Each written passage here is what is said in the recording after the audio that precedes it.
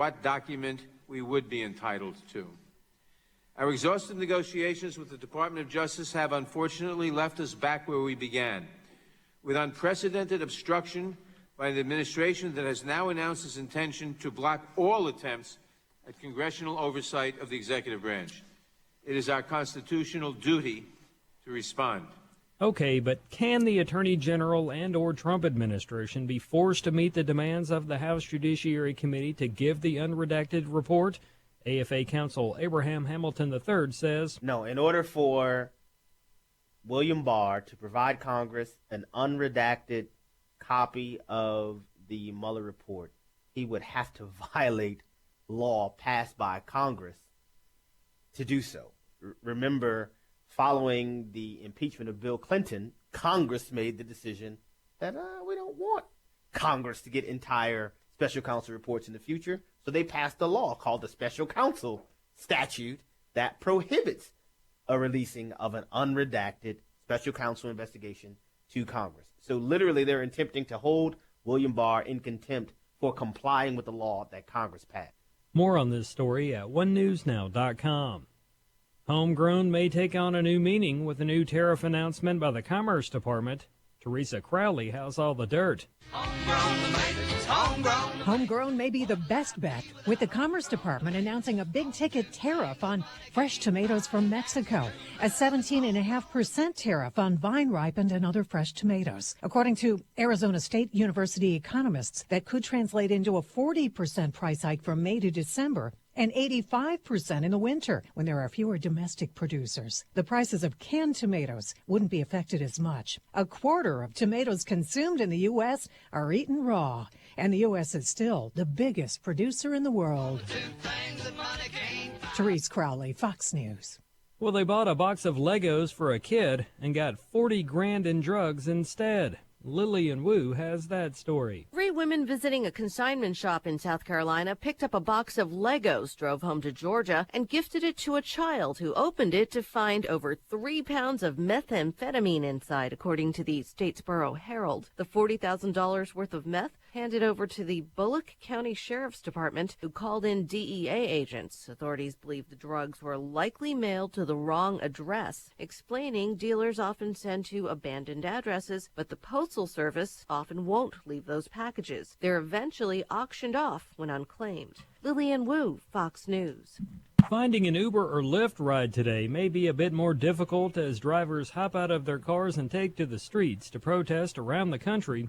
Gernal Scott tells us why. From New York to Atlanta to D.C. and L.A., drivers with the ride-sharing companies are speaking out against what they say are declining hourly wages. Bayravi Desai leads the New York Taxi Workers Alliance. She says their drivers are looking for, among other demands, 80 to 85% of the fare.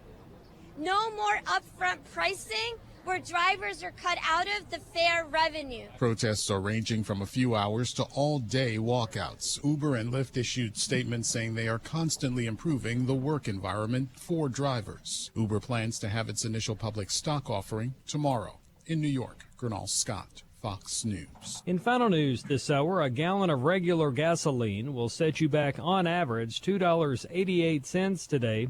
Drivers were paying $2.82 a gallon on this day last year. Find more news at onenewsnow.com.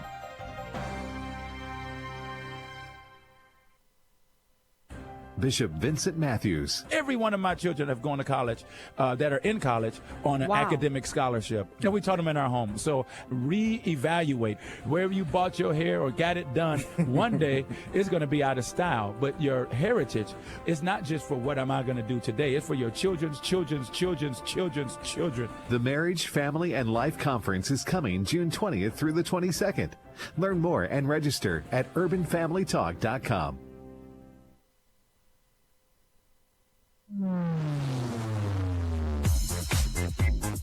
She's sharp, pointed, and insightful. This is Stacy on the Right on American Family Radio and Urban Family Talk.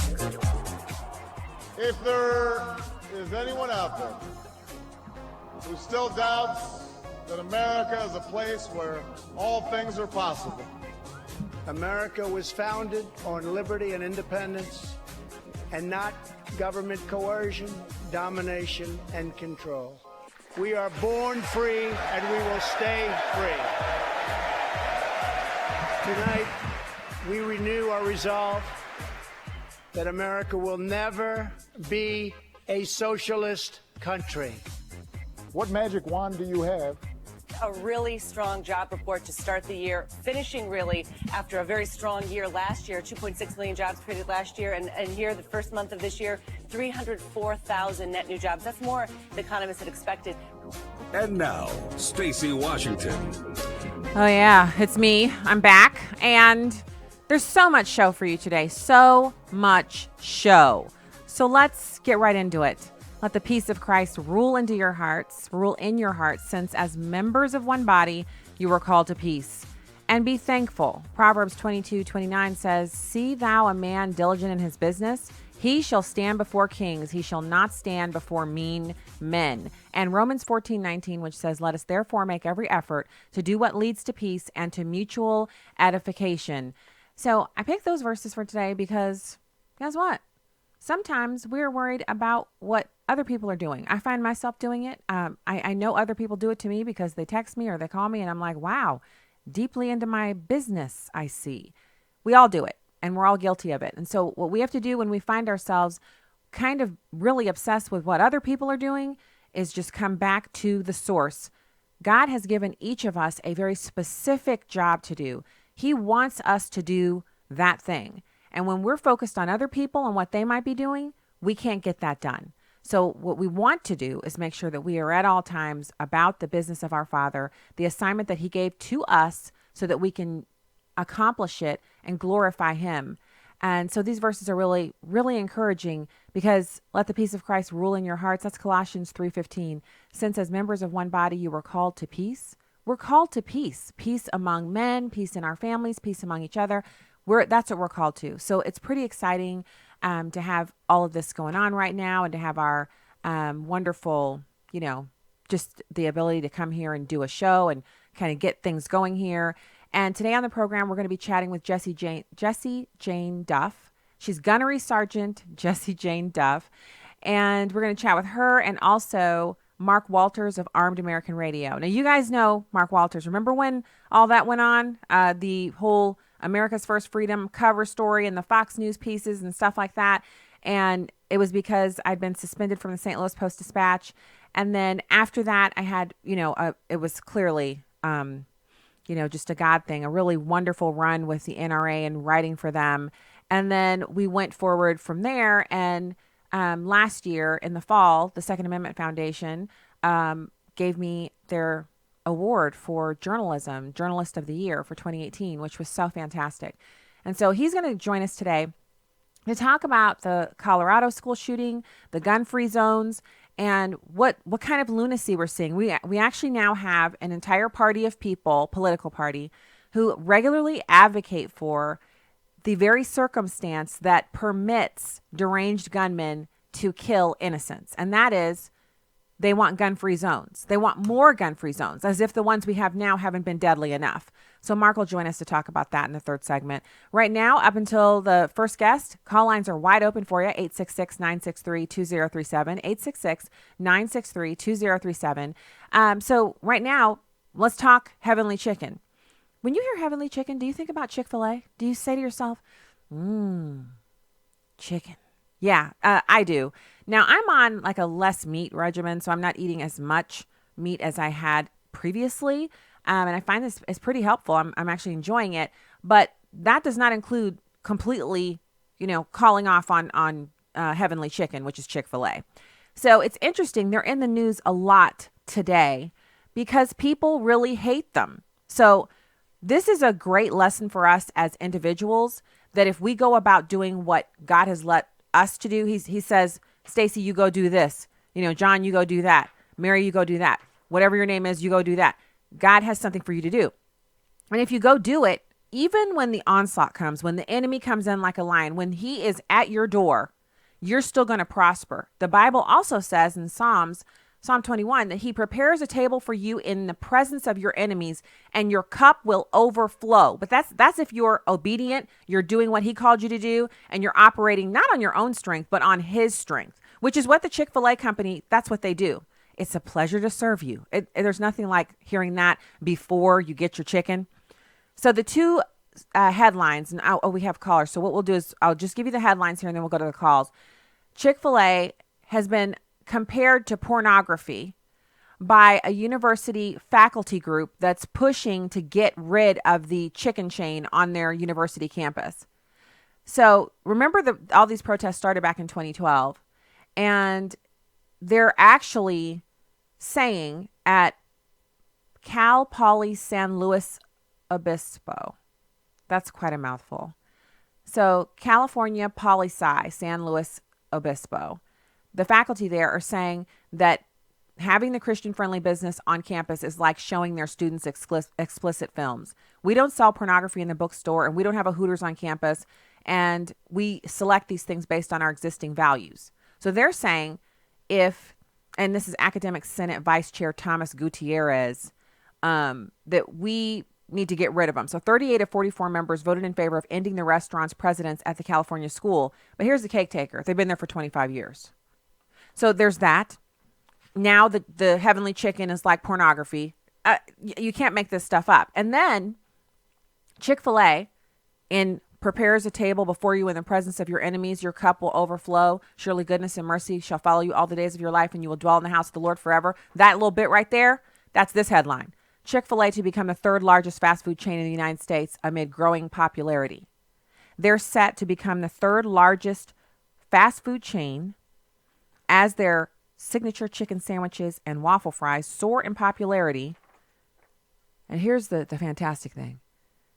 Over 50 years after opening their first restaurant in Atlanta, their sales numbers have risen significantly, bested only by McDonald's and Starbucks. And this is according to food service consultancy Technomic Incorporated, which this report comes from the Wall Street Journal. So in their past 10 years, the restaurant sales have tripled to $10.2 billion, which is their number for 2018. And that's according to Mark Moratakis, a Chick Fil A senior director.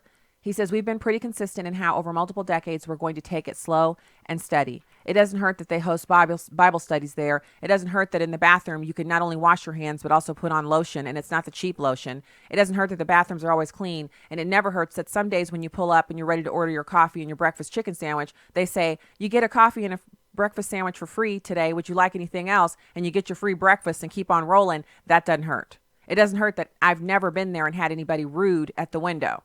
Yeah, that doesn't hurt. It actually helps. So when we go about doing what God has for us to do, he'll bless our work in spite of the enemy. In fact, he revels in doing that. Otherwise, why did he put it in the Bible? God is that good. All right, Mary in Kansas. Hey, thanks for calling the show today. Well, thank you, Stacy. I'd like to talk about the shooting in Colorado. Sure. The young man that gave his life to protect the other students. I wonder how many of those students' parents were left-wing and that they don't believe in all the Christian things that he gave his life for. And then they said the girl that shot him actually said she wasn't a she was a he. And they said she was just mentally disturbed and everything. She couldn't help what he or she is doing. So that shows then that doing that surgery and doing all that medicine, it's going to make you that crazy where you come back in and you shoot other young people at your school. Then that ought to teach the people that if you're going to be homosexual, be it that. Don't mess with your body where you're going to screw up your brain if you're going to come back and kill somebody. And why it affected me so much about that young man dying that he told his dad he would protect anybody if they came into the school. He already said that. Told me the same thing. That is amazing. I'm so sorry that young man gave his life, and I praise in the arm of Jesus, but I want people to stop and think if this girl killed him, and then she blamed it on her mental capability and half of you out there. Just live your life. Don't screw up your body with medicine and surgery. And God bless everybody, and thank you for listening to me. Oh, Mary, thank you so much, and thank you for your heartfelt sentiments there. I'm of the mindset that, and I've said it all along, that of course transgender behavior, gender dysphoria It has always been classified until just recently as a mental illness. And celebrating that instead of treating these people and giving them the help that they need means we have more instances where they're lashing out, they're acting outside of themselves. And honestly, I don't think it's a fair defense for her to be able to go to some cushy mental institution after she's killed somebody. She should have to suffer the consequences of her actions. It is not that boy's fault that she had gender dysphoria or decided to, do this shooting. It's nonsensical. Let's go to Matthew in Oklahoma. Hey, Matthew, thanks for calling the show today.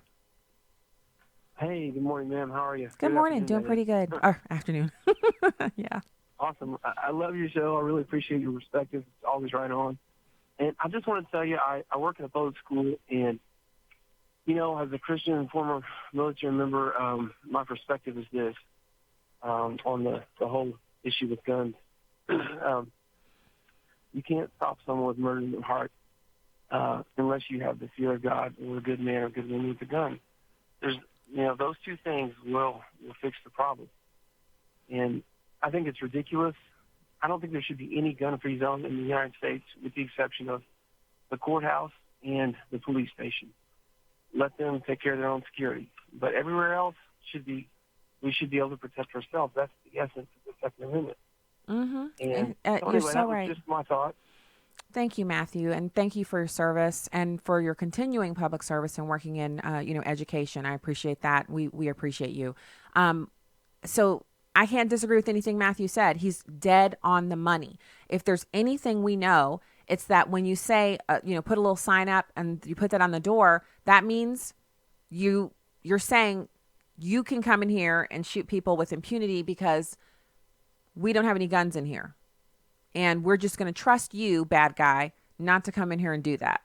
Well, that's the wrong attitude. That gives evil the upper hand. Because you notice that criminals don't have gun-free zones in any of the areas where they operate. Criminals never make announcements like, well, I'm about to do this robbery, but I'm definitely unarmed. No. So evil never takes a break. It never takes a breather. And we as diligent, members of our society have to be willing to come out and do everything that we can to protect the vulnerable among us. And children fall into that category, A1, okay.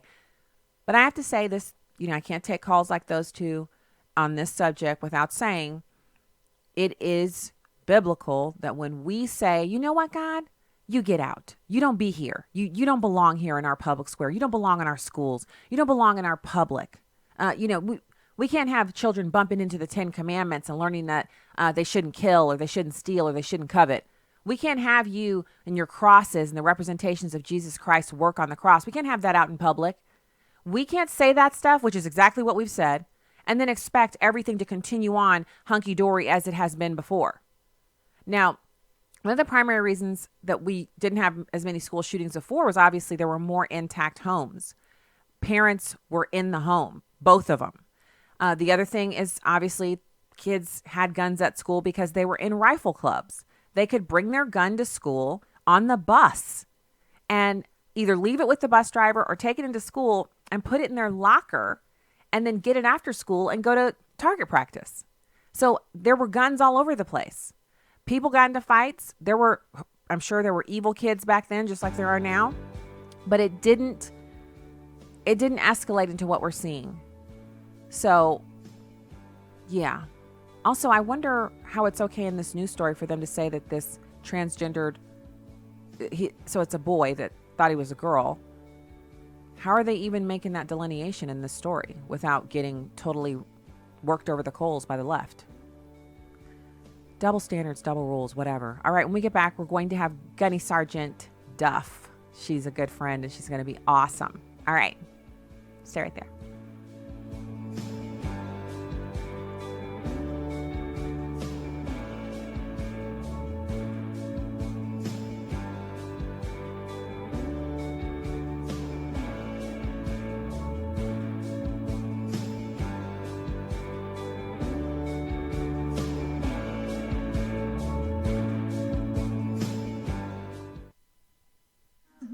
Our Holy Land tour for March of 2020 is set. Hello, everyone. I'm Tim Wildman, president of American Family Association and American Family Radio. Last year, we sold out in August.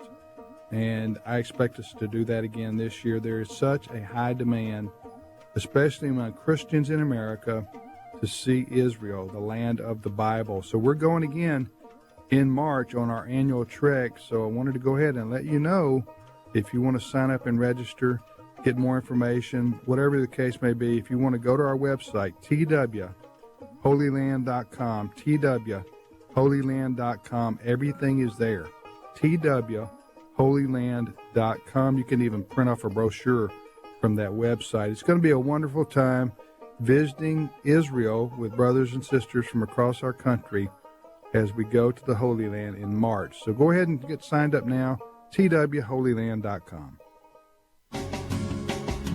Hi, I'm Crawford Loritz with a Legacy Moment. I had a 13-year-old boy tell me, every time I've trusted my dad to come through, he's always let me down. He promised he would come to my football games. I looked for him and he never showed up. He promised to pay for my trip to Disney World. I never saw the money.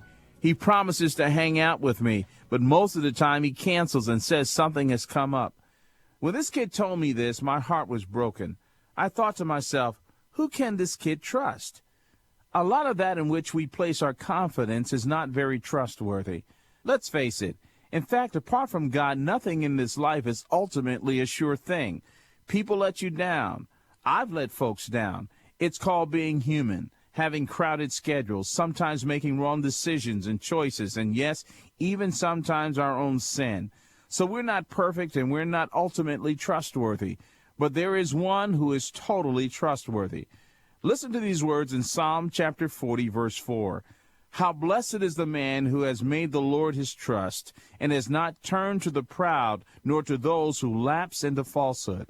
Listen to that opening line again. How blessed is the man who has made the Lord his trust. Notice the word trust is singular. God has become ultimately that which he has put his total confidence in. This does not mean we can't, in a relative way, trust other people, but ultimately speaking, God is the only one who will never let us down. He's the only one who comes through time and time again. Well, here's what I want you to remember today. God never lets his people down. There's no failure in him. When all else and everybody else has failed you, you can trust God. More information about the ministry of Crawford Loritz can be found online at livingalegacy.org. You can watch a live stream of the show on Facebook or YouTube at Stacy on the Right. Now, back to the show on American Family Radio and Urban Family Talk. Welcome back to the program. Thanks for being here today. Don't forget to head over to stacyontheright.com and hit the subscribe button. Also, go to afr.net and urbanfamilytalk.com. Don't forget we're having our ministry-wide Marriage and Family Conference. It's happening in June, and you can find the agenda, the speakers list, and everything you need to do to register for it. It's in Tupelo, Mississippi at the Hope Church, and I guarantee it's going to be a great time. So right now it's my pleasure to welcome good friend and most awesome commentator of all things. We're going to have so much fun talking about this bar situation. It's Gunnery Sergeant Jessie Jane Duff. She's U.S. Marine Corps, retired. She's a combat vet, and she's awesome. Jessie Jane, thanks for joining us. Not a combat vet. Oh, okay. Well, pardon me. Still a vet, though? Yeah. Supported combat. Supported it. Ah, me too. Me too. Well, you're awesome. So thank you for taking the time today. This bar situation, I got to tell you, I'm a little flummoxed that they're voting to find him in contempt for following the law. Oh, this is just a comedy of errors. I love the Democrats stirring the pot because all they're going to do is have egg worse on their face than they already are. The quicker they accept the results of this investigation, the quicker they will be able to hide in the shadows because of the snakes that they actually are. But instead, they want to keep stirring this pot. And here's what we do know. We know that the Mueller investigation was based upon a lie. We know that Robert Mueller, and I know this, went into the investigation knowing there was no Russian collusion. And how do I know this? Because prior to this all happening, there were 3 plans that happened. There was a plan to overwhelm and try to investigate all of the nominees against Hillary Clinton. And in particular, it was Donald Trump. They investigated using the NSA. We all know this. We know that the head of the NSA went to President Trump and told him that he was being surveilled. That's when he came up with the wiretap. to get his people out of the Trump headquarters. Well, then once he shut that down at the NSA, because these folks were utilizing their systems to track, they then come up with the Steele dossier, a fake and false story, which we know is a fake and false story, used to go to the FISA court so that they can now stop putting warrants legally on people, even though it was an illegal document, but then they can surveil legally. And when you get one warrant, it gives them access to two more, meaning if I email you and they're surveilling me, now they can surveil you. Then they can surveil who you email. Essentially, they had the entire campaign probably under some form of surveillance doing this method. We all know this is dirty. And for the Democrats to sit back and try to suggest that this is some type of cover-up by William Barr, they're going to only expose that Mueller was the cleanup guy. He was supposed to come in and clean up the spill on aisle 9 that Comey had created, Peter Strzok had created, Lisa Page. Let's go on and on with all of the players, the Orrs, everybody having an affair, everybody who hated the fact that President Trump won the election. So what did he try to do? Then try to find obstruction. And when he closed out the investigation, the way he wrote it was in a way where it left that little glimmer of hope that there was some form of obstruction. But if there truly was obstruction, he would have said so, that it would have never held up in court because there was no obstruction. So in a nutshell, I'd just say to the Democrats, keep it up. You're going to be watching more and more of your people that were behind the scenes doing this under the Obama administration, that were basically committing a crime against the future president of the United States. So you totally ripped that up. Like, that's awesome. But I ask one more thing, because I think that there's a point that is in all of this. There's so many good points because Barr is on the right. He's in the right here. But Jessie, in our American form of jurisprudence, because I forgot to mention that you're also a senior fellow over at the London Public Policy Institute. So this is also right up your alley. In our American system of jurisprudence, is it incumbent upon the person who's being investigated to prove that they have not committed a crime, or are they innocent until proven guilty, and the prosecutor only brings forward a case if they have a preponderance of evidence that they feel they could present to a jury and possibly get a guilty verdict? Because there's only one of those can operate. Of course. We are supposed to be innocent till proven guilty. And what they are trying to do, the Democrats up there on the Hill are essentially trying to create a crime. You can't legally be investigating people to find a crime. And that's essentially what the Mueller investigation was empowered to do by the mere fact that Jeff Sessions had to recuse himself because of his ties to the campaign that was being investigated. We ended up having Rosenstein, who was closely linked to Bob Mueller, to do this investigation. Now what are they doing? They're up to no good. They had 2 years to just find anything they could. Oh, yeah, they found some other elements of crime, not even based upon the collusion. Unfortunately, Manafort had some problems that he had obviously engaged in with Ukraine. We saw Cohen's with his tax evasion. We saw a variety of other issues arise. However, with Papadopoulos, you know that he was set up, that the person that they sent to him to talk to him that they claimed was a Russian agent never was a Russian agent. The people that they sent to talk to Donald Trump Jr. were Russians, but they were close to the Hillary Clinton campaign. They knew the Clintons. All of these things are essentially, what do we call that? What's that legal term when you're basically setting somebody up to commit up a crime? Entrapment. Yes. They were trying to get a crime. They were trying. And thank God, Holy Father has some grace upon these people not to feel tempted or allured to go down a path that they shouldn't have been going down, but they were trying to set them up to go down. And thank God that this is now surfacing. I know one thing about Washington, D.C. Loose lips sink ships. These people can't keep their mouths shut. If they honestly thought that this crime that they were trying to create against President Trump was not going to see the light of day, they were very, very naive. Mark Meadows, I would tell all the listeners, watch him closely. He knows this case inside and out, and he knows all the dirty deeds of the Mueller camp. He knows the dirty deeds of what was going on in the FBI. Watch Jim Jordan. These two have been exposing it, and the one, the king of them all, is Devin Nunes. Congressman Devin Nunes, when he speaks on Fox, he cannot even say everything he knows because a lot of it is still classified. But if you listen closely and you learn how to speak his language, you'll know what he's talking about. He is talking about how they deliberately set this up, that they went to the NSA to start snooping around in that big database they had illegally. Then when they couldn't accomplish that because the NSA director caught them, they go through with this fake dossier, go to the FISA court, and with this fantasy story so they can start surveilling people. And now you've got the FBI director saying that, I don't agree with the word spying. I'm now suspicious on what are you trying to do? Don't get involved in this mess, because if you're going to try to protect your friends or those that you have worked closely with, you're going down a very slippery slope. He was careful with his words. He didn't say it wasn't spying. He just said, I disagree with the use of the word. It may not be like a spy from a James Bond movie, but they were putting that campaign under surveillance, and it was not legal. It wasn't based upon anything legal. And how can the president be obstructing something that he was being investigated for that never happened? Right. If there's no crime, he can't have obstructed. But, I think there's another point to be made. This bad behavior in Washington, D.C. has now spawned bad behavior in New York, which isn't exactly known in their attorney general's department for being on the complete up and up. The people there, prosecutors and the AG in New York City, like to make a name for themselves by prosecuting high-profile cases so they can then move on and advance their careers. And so you have the prosecutor up there, the attorney general, I should say. She's actually subpoenaing records of Trump transactions for the entire family, their businesses, so that she can search for a crime.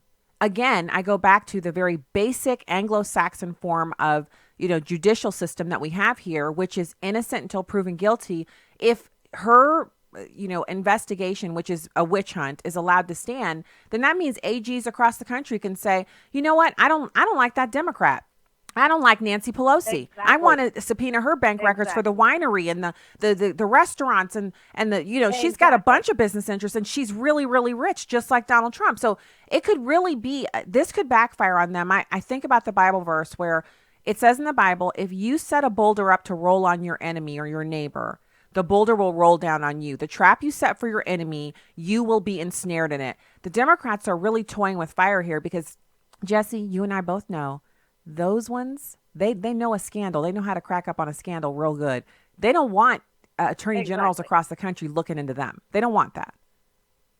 Absolutely not. And a lot of people have said to me that Congress has the authority to review tax records, but you know what? That authority was only utilized once, and it was probably about 50. The precedent is decades ago. And under the terms in which it was used was quite extreme. You cannot look at tax records just for the sake of looking at people's tax records. That is not proper procedure. That is not what their job is. I think the House of Cards is collapsing, and we don't hear from Adam Schiff much anymore. I will tell you another voice out there that you got to watch out for is James Clapper. James Clapper also received that dossier when he was at the head of the CIA, and the FBI did not know he had it. So here they both are now talking about the same thing, and the FBI actually thought somebody was leaking. James Clapper knew that dossier was fake, and when he was asked when he had received it, he claimed that he had received it, I believe, after the investigation had started. But what he's not admitting to is he was informed of what was in it prior to that. So many of these questions that are being asked aren't being framed in the right way so that they can't show that these people are definitively lying. James Clapper, the former CIA director, was a big part of this and was out there on CNN suggesting to people, or basically insisting to people, that he knew for a fact that Donald Trump had done this. And why wouldn't people believe him with the title that he had? People blindly assume just because you were a CIA director, you had to have been clean. And I'll tell you one other person we're going to be very curious about is Gina Haspel. Gina Haspel, now the head of the CIA. Guess where she was in charge of, where the Steele dossier came out of, our nice little British ally there. She was in charge of the branch. Really? CIA branch. Oh, yes. That's she was a detail charge I of that. didn't know. And so there is been suggestion with some of the meetings that went on over there under her purview that she was possibly quite aware of this herself. Now, I have not seen anything that's pulling her into this. I'll be very honest. I don't think that a lot of people want to have those that were inadvertently connected to it go down. She may not have actually orchestrated anything, but did she know about it? It will be quite interesting to see if that surfaces. And I think that you basically just filleted open the true problem that the Democrats are having right now. I don't think they lay up at night worried about Barr, specifically per se. They're only worried about him now because he used the word spying in their presence. He said he was going to get to the bottom of what happened. He said he was going to understand what the impetus for the entire investigation into then candidate Donald Trump was, because it's so unprecedented, so ridiculously outside of their purview to investigate presidential candidates. Unless they've got like RICO or mob connections, they would not be looking into a presidential candidate, especially during the campaign for the presidency. In other words, what they accuse the Russians of, influencing the U.S. election.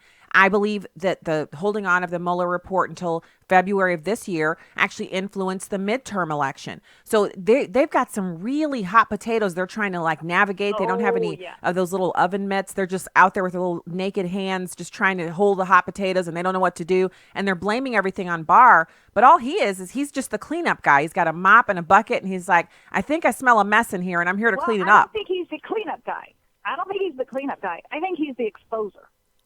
So he is going to uncover it. I think Mueller was the cleanup guy trying to hide all this. I think he was out there. We're all staring at this spill on aisle 9, and he's trying to turn it into an obstruction of justice case because they had to have something to get rid of President Trump. And the reason that investigation got shut down is William Barr walked in and said, okay, what do you got? You've been at this for 2 years. Have you found any collusion? And he knew there was no collusion. He knew it. There was nothing. All he had was all this circumstantial evidence of things that happened outside of the campaign, but nothing that was directly coordinated with the campaign. He is going to expose us. That spill on aisle 9 is going to see the light of day. People are not going to be happy when they see the results of this. And yes, the Democrats are so embedded into their position, they are going to die on their sword, which is a very stupid way to go down. I would suggest that everybody should start thinking about what they're saying, Democrat, Republican, and those who dislike President Trump, that if you're on the wrong side of the truth, you're going to be seen and you're going to be declared wrong. The Democrats want this so that they can try to hold him in contempt of Congress because they're trying to shut him off. And it's too late. It's not going to happen. William Barr is a smart man, a very strategic man. He knows the law better than you and I would ever know it. I'm quite confident of that. And you're a pretty darn smart lady, Miss Washington. Well, thank you. So are you. Jessie, I have to say, your analysis here is so dead on. And I just keep I just keep going back to it. And you know how it is, you're cooking, you're cleaning, you're driving to pick up a kid or something. You're doing something. And it just pops into my mind what he said when he was actually in the chair, when they were grilling him and trying to like Kamala Harris had some kind of tick where she just asked the same question over and over and over again in an angry voice. While that was going on, he was sitting there as cool as a cucumber, sipping water like Marco Rubio. And then he would just say, I'm the attorney general. He was very firm in where he was. He was not ruffled. He didn't seem as if he was worried about anything. But more than that, he kept reiterating to them that there was something else that he needed to do, which was find out how all of this came to be and why. And you mentioned James Clapper. He called the president a traitor on CNN. He said the president was a puppet of the Russians. And he said the president was guilty of treasonous actions. Those are things that I think are going to come back to bite him as Barr looks into who said what, who did what, who was in charge of what. I think those are going to be very, very bad things he said. For a former CIA director who had access to all of this intelligence, who had access to this Steele dossier because it did get over there to the CIA, for him to deliberately reinforce, to degrade the credibility of this duly elected president is reprehensible, and the president was 150% right to remove his clearance. A lot of people were outraged by that, but he was undermining the president with falsehoods and lies. You do that. Having that clearance is a privilege. It is not a right. And when you're abusing that privilege and implying to the American public that you have access to things that you shouldn't have access to, then obviously we need to cut off that supposed access that you're claiming that you have. Perfect. Jessie Jane, we're running out of time. And you were fantastic. Thank you so much, Jessie Jane Duff, Gunnery Sergeant, retired. Thank you for coming on. We'll talk to you again soon. Have a great weekend. All right, we'll be back with more. Stay right there.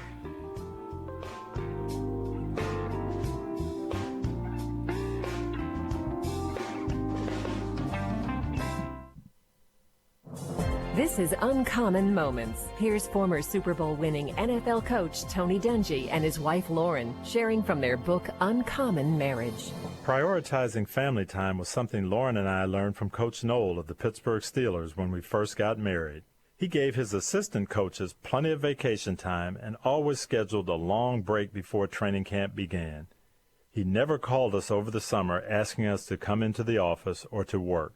For the first 8 years of our marriage, Tony and I knew we had the month of June and the first part of July to ourselves, and we loved it. Coach Noel knew the importance of family time, and he modeled that for Tony and me. Make sure that family time is a priority in your own life and set aside time. Tony and Lauren Dungy, authors of Uncommon Marriage, learning about lasting love and overcoming life's obstacles together.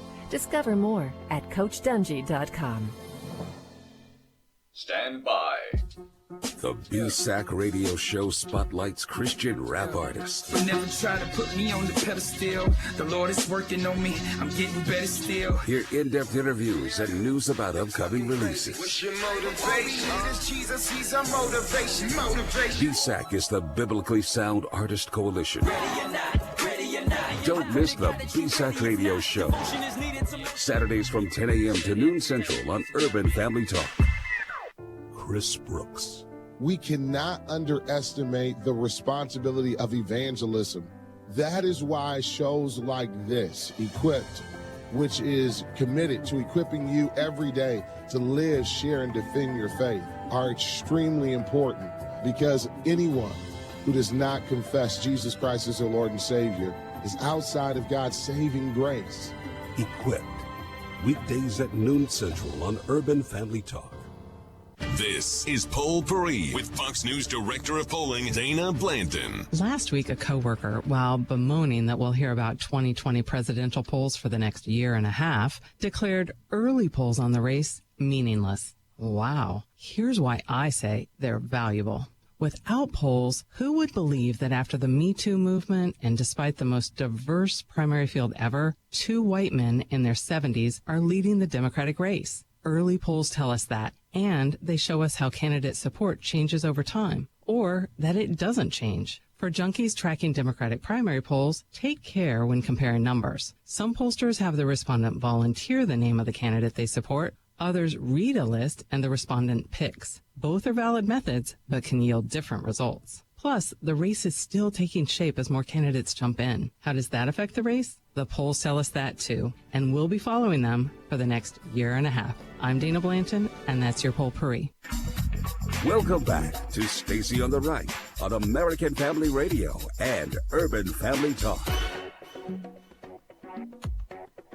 Hey, welcome back to the program. Thank you so much for being here today. Don't forget to check out stacyontheright.com, afr.net, and urbanfamilytalk.com. And as always, our news site, onenewsnow.com. It's my pleasure to welcome my good friend, Mark Walters. He's the host of 2 programs, one that airs during the week and the big flagship. It's like a big monster super ship, like in the space. It's like a spaceship, you know, the ones that aren't really real, but us sci-fi buffs, we love them. It's a big, huge show. It's a monster show. That's what he nicknamed it. And I've been on it a few times before. It's like an avalanche. You're on every station in like the known universe at the same time, talking guns. It's so awesome. Mark, thanks for joining us. Stacy, I love you. What a great intro. I'm just saying, when I go on your show, it's like an avalanche of like listeners and callers and people tweeting at you and going, I heard you on Mark Walters. I'm like, I know you did, because there were nobody who didn't hear it that night. Great? Yeah, it's awesome. You know, Neil McCabe from One American News Network. My 10-year anniversary was April 28th. 10 years on the air. Never missed sitting in that chair for that monster show in a 10-year run. It's remarkable, and we're just getting started. And I read a clip from Neil McCabe, who's now a White House correspondent at One American News Network, and he was a regular contributor. And he said, I welcomed him to the show in this old clip, and I said, Neil, welcome to the program. And he said, Mark, trying to count the number of affiliates you're on is like trying to count the stars. I love it. I love it. 250 and growing. It's great. That's fantastic. How are you? You know, I'm doing pretty good, but I'm annoyed because as a mom, I know you guys have kids, you have a beautiful wife and family, and you're in the same situation I'm in. When I see the little sign, like if I'm someplace and I'm going in and I see a gun-free zone sign, well, first of all, I kind of I ain't gonna lie, I kind of disregard.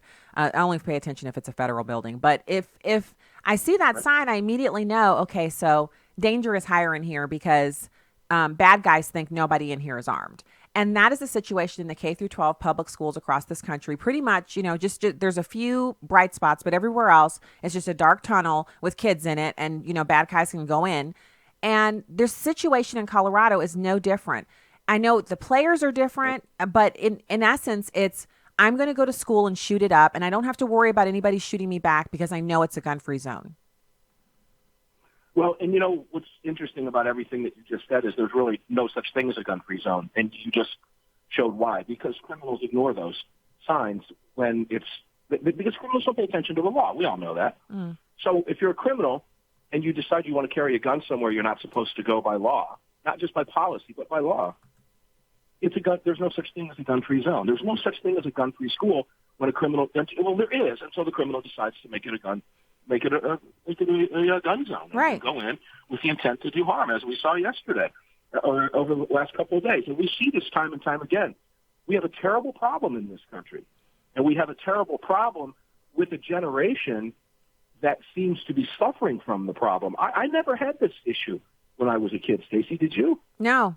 But see, I went to Department of Defense school, so they're on military bases, and there are guns all over military installations because anyone who's authorized to carry a gun on there, they don't have to announce it. They're just authorized to carry on base.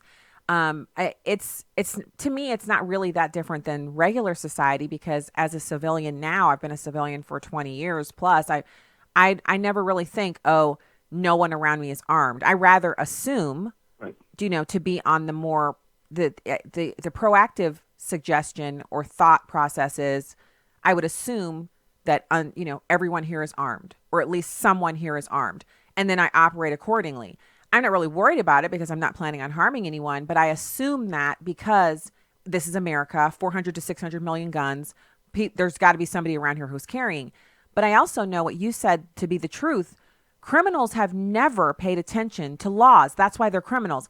And especially on guns, they always carry a gun into an area that they're not supposed to. Banks, post offices, workplaces, hospitals, any place you would think you can't bring a gun in here, a criminal has already taken a gun in there to do harm. So the idea that we could just put a sign up, like if that worked, nobody would speed, right, Mark? There are signs up that tell us how fast to go. People just disregard them. So if we can't keep people from speeding, how do we keep people from carrying their guns into places we don't want them to go and shooting people? We can't. Signs don't work. We provide a countersign that says warning. Mm-hmm. Any attempt to harm our children on these school grounds will be met with deadly force. And we publicize that. And look, I know this sounds really crazy, but I know you'll get it because your sense of humor is a lot like mine. We don't even have to have the policy. We could just publicize that, even if it wasn't true, and the criminal didn't know it wasn't true and would go somewhere else. Well, they would. A deterrent. The mere thought that they would be shot at is a deterrent. It is. And we know this to be true. Well, criminals aren't the smartest, and they're also not the bravest people because, a brave person is like, you know what? If I'm going to win this situation, I don't need a gun. I'm going to use my brute force and my, my intellect. But criminals always want to put things in their own advantage. So that's why criminals usually break in at night. They break in during the day when only women, are more than likely to be at home or no one's supposed to be home. That's why the first thing they do when they get in is they shoot the dog. That's why when they do home invasions, they show up in groups of 2 or 3 or more. They want to overpower you and overwhelm you and control the situation. They don't put themselves at a disadvantage because, well, Mark, they're criminals, right? So, all of these assumptions. Well, that's why they off themselves when the SWAT team shows up. They don't want the SWAT team. They kill themselves. These are cowards right out of the box. And what I find really fascinating, you've got now a case in Florida where Governor DeSantis has signed the bill that will allow not only teachers but other staff to arm themselves in schools. And you're going to see down there that there will be a reduction of crime, period, number one.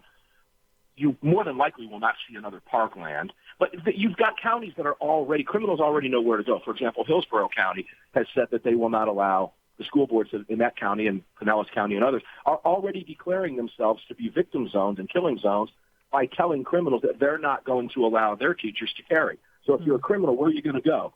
to the school down in Manatee County that's carrying guns, or to the school in Hillsborough County. You see, it's sad that we've gotten to this point in America that people can't understand certain basic things. You talk about signs not working. If a sign was effective, why don't we just put one up on the highway entrance to every city in America? This is a gun-free, crime-free, murder-free city. Mm-hmm. And see how it works, because they've tried everything else, Mark. The fact that we're even having the conversation about it is insane, quite frankly. But they've tried everything else. You know what I mean? They've tried confiscating the guns. They've tried, taking the dads out of the home, making the government the dad, taking the churches out of the equation with the schools. They've tried every known thing. And now, you know how it is when you've tried everything and you're exhausted and you're like, well, I guess I better go ahead and try. And usually that's when you stumble upon the answer, because you've been trying all the stupid stuff. Now you're down to the wire and you're willing to try something that sounds a little crazy, but it's really the answer. And the answer is, like you said, is to basically, there is no gun-free zone. Anywhere you are as a criminal, you need to assume that the people you're encountering may or may not be armed, and not just armed, but trained. And then you are taking your own life into your own hands, because it seems like, as you said, the criminals like to shoot themselves. After they shoot everybody, they shoot themselves because they don't want to be shot by SWAT or law enforcement. And it seems like the worst thing you can do to a person like that is to shoot them. They don't want you to shoot them. It's, you know what's interesting? You brought up a great point just a little bit earlier at the beginning of our conversation. But let me kind of go there. You were talking about 400 to 600 million guns. I would say it's probably even higher than that. And let's just go back to Florida, because DeSantis just signed the bill. When you hear the teachers say, or the governors say, more guns in school, teachers are here to teach. We want to leave law enforcement to law enforcement. We don't want our teachers to be involved in law enforcement. I want to give your audience these numbers. At Parkland, 1 minute and 39 seconds was the response with an armed law enforcement officer. Now, that officer was a coward and did not go in. The point that I'm making is there was 1 minute and 39 seconds, which is 10 times faster than the national average of response time, and this man was there armed. Now, he chose not to go in. Again, forget that. But he could have. He didn't.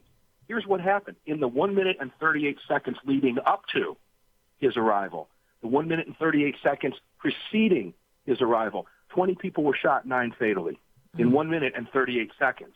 So when you hear a governor say, more guns in school is not the answer, that governor is playing politics with your children's lives. He's putting his agenda in front of the children's lives, because the gun in the school is, in fact, the answer. That's why the commission found unanimously, and every single one of them went into that, anti-teachers carrying guns, all came out and said, my God, after watching that video, this kid could have been stopped multiple times and the carnage could have ended. And they all recommended arming the teachers in schools. So, reality sinks in. And now we're sitting here watching people like Cory Booker and Eric Swalwell try to out-left each other with their anti-gun proposals. One comes up with another crazy idea. The other one comes out the next day with a wackier idea. And we're going to see this all the way through 2020, and it's going to be hard to watch, Stacy. It's going to be a difficult campaign to watch as a gun owner. Well, it is. And if you're just tuning in, I'm speaking with Mark Walters of Armed American Radio. He's a member of board member of the Second Amendment Foundation. A lot of great organizations Mark's affiliated with, and he has expertise spanning decades in this arena of Second Amendment and gun ownership, concealed carry, and you even are partnered with some of your closest friends. They create the accessories like the holsters and all that good stuff. So you're deep into Absolutely, this subject yes. matter. And I am a member of the board of directors of the Citizens Committee for the Right to Keep and Bear Arms, which is the sister to the Second Amendment Foundation. That is correct. Yes, and these are fantastic organizations. I encourage you to go online and donate, join, what have you. It's how we keep the gun controllers and the gun grabbers at bay, because the Second Amendment Foundation will file lawsuits and literally stop them in their tracks when they're trying to come in and take guns from law-abiding citizens. And so as you're talking, something just sticks out to me, Mark. And I know part of it is because I'm a mom, and I think about the safety of not just our kids, but the ones that they're around. When they're at school or when they're at track practice or basketball. I think about the kids who are there and how they just want to be there to play a game or to run a race, or they're not there to get shot. They're not there to see someone get shot.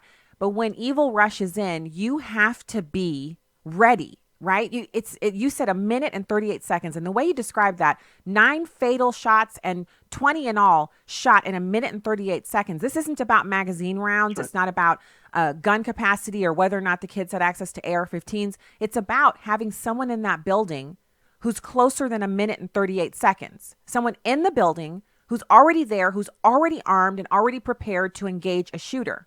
This is another conversation away from, well, we just can't have guns in the building. When the shooter's in the building, the first thing you're going to wish is, oh, I wish we had a gun, because this guy is going to start shooting in a minute. Cuomo, this is fascinating. Governor Cuomo was at a bill signing, and for some reason Nancy Pelosi was there. It was his. I think it was another expanded background check or some other stupid gun control law that won't stop or has not and never will stop another crime in New York. But he was signing it. Somebody mentioned to him about arming teachers. And he said, yeah, that's what we need, is a shootout breaking out in the classroom. And I thought to myself, that's exactly what you need. Because when the criminal walks in with a gun and he's unopposed, he's the one doing all the killing. Nobody can fight back. And I thought about the irony, Stace. He's surrounded by his entire security detail, which is armed. And if someone were to go into that bill signing to start shooting up the room, I guess Cuomo would feel it's okay to have his armed security shoot back in a gunfight. In other words, it's okay to protect me, but not thee. And when you hear teachers talk about, well, we shouldn't be arming teachers in schools, those very same teachers are the same ones that are doing just what you said a few minutes ago. They're walking into grocery stores, and they're surrounded by decent, law-abiding people that have firearms. Mm-hmm. You know, the mother that doesn't want a teacher being armed might not realize that she's standing in a grocery line next to a teacher that's lawfully armed.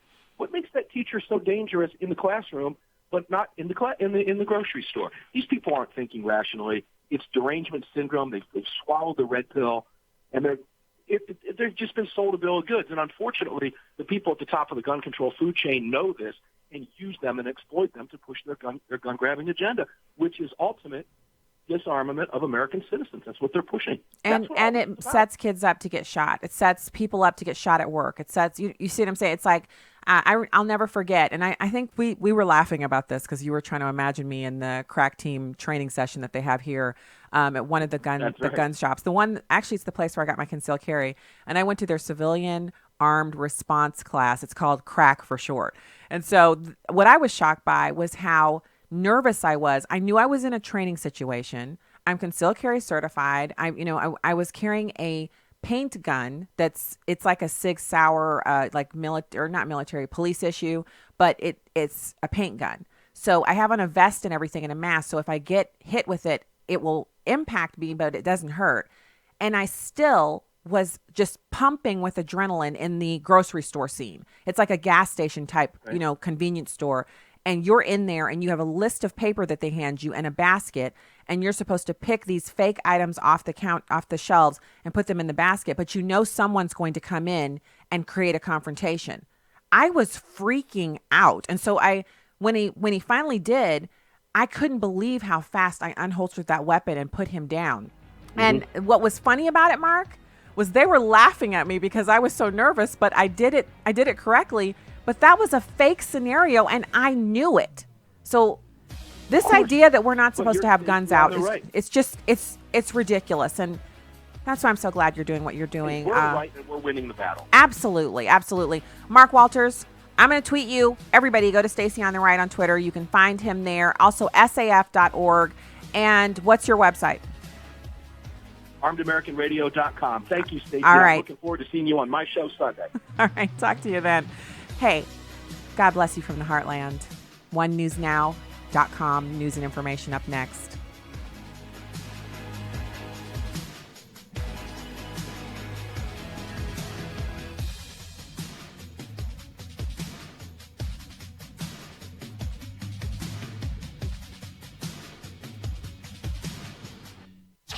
Urban Family Talk.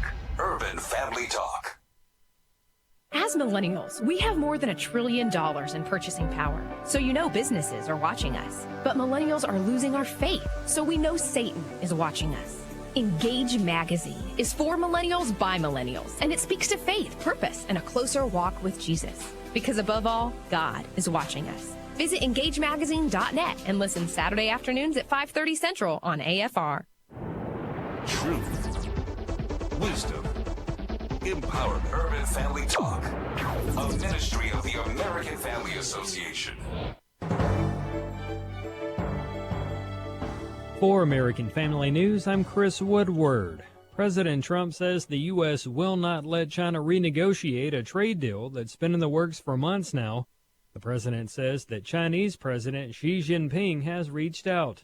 Well, he just wrote me a beautiful letter. I just received it, and I'll probably speak to him by phone. But look, we have two great alternatives. If the two sides can't make progress on a trade deal, President Trump says he's willing to impose a bunch of new tariffs on Chinese imports as early as tomorrow.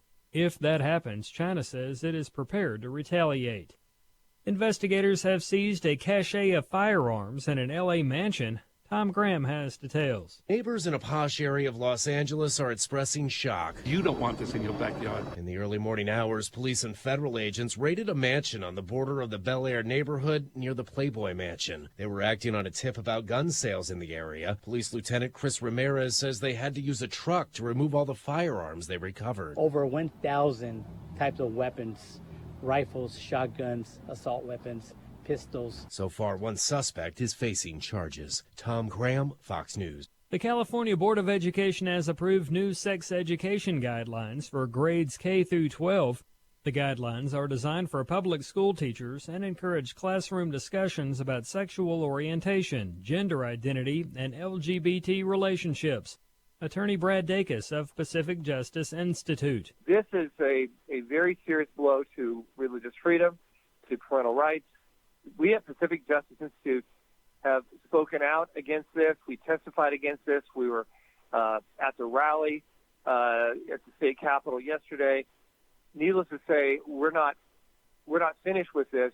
As it's implemented, we want parents to contact us to make sure that their constitutional rights are, in the end, respected and protected. 5 books were removed from the guidelines after organizations such as California Family Council spoke out against the subject matter, but spokesman Greg Burt tells AFN that those books were just a sampling of the materials that his organization found troubling.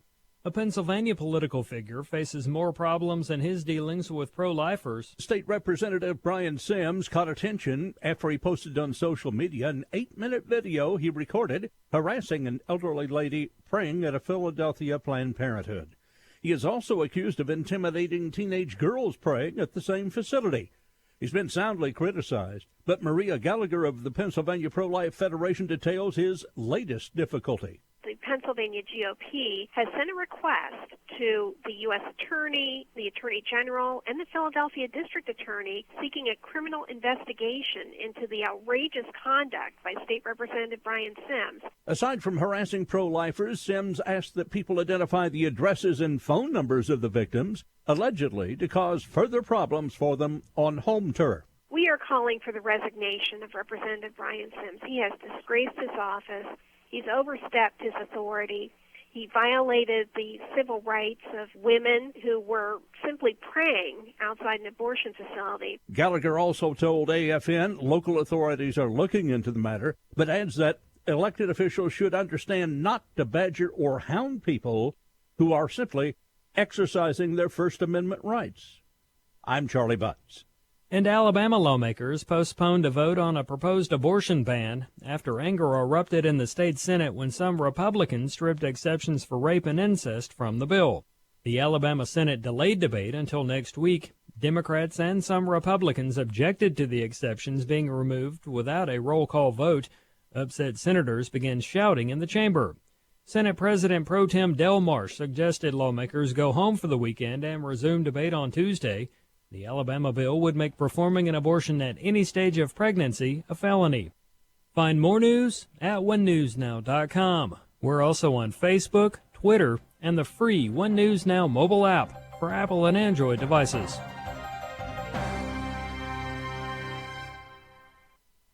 I'm Will Addison, Director of Urban Family Talk. We desire to be a movement of time tellers. In 1 Chronicles 12:32 it says, "The sons of Issachar were men who had understanding of the time, to know what Israel ought to do." In these perilous times, God is raising up a people of discernment who will see, pray, and act. We sound the alarm as watchmen. We cry aloud that God's people may be activated for his service. Join the movement at urbanfamilytalk.com.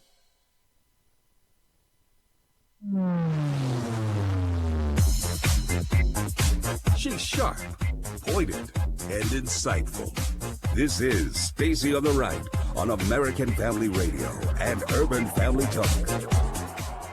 If there is anyone out there who still doubts that America is a place where all things are possible, America was founded on liberty and independence and not government coercion, domination, and control. We are born free and we will stay free.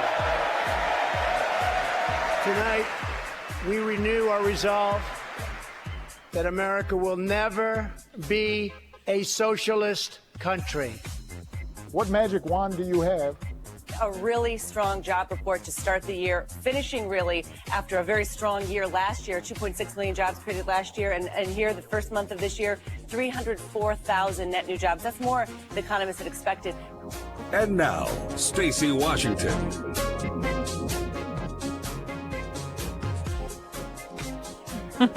Okay, welcome back.